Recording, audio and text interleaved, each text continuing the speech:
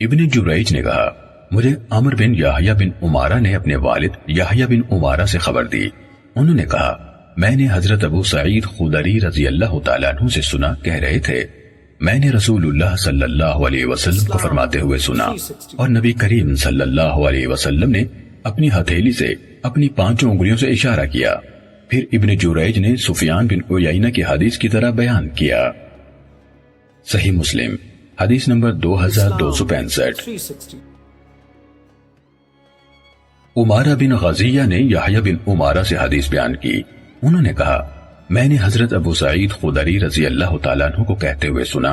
انہوں نے کہا رسول اللہ صلی اللہ علیہ وسلم نے فرمایا 5 وسق سے کم کھجور یا غلے میں صدقہ نہیں اور 5 سے کم اونٹوں میں صدقہ نہیں اور 5 اوقیہ سے کم چاندی میں صدقہ نہیں. صحیح مسلم حدیث نمبر 2266. وکیع نے سفیان سے, انہوں نے اسماعیل بن امیہ سے, انہوں نے محمد بن یحییٰ بن حبان سے, انہوں نے یحییٰ بن عمارہ سے اور انہوں نے حضرت ابو سعید خدری رضی اللہ تعالیٰ عنہ سے روایت کی. انہوں نے کہا رسول اللہ صلی اللہ علیہ وسلم نے فرمایا 5 وسق سے کم کھجور اور غلے میں صدقہ نہیں ہے.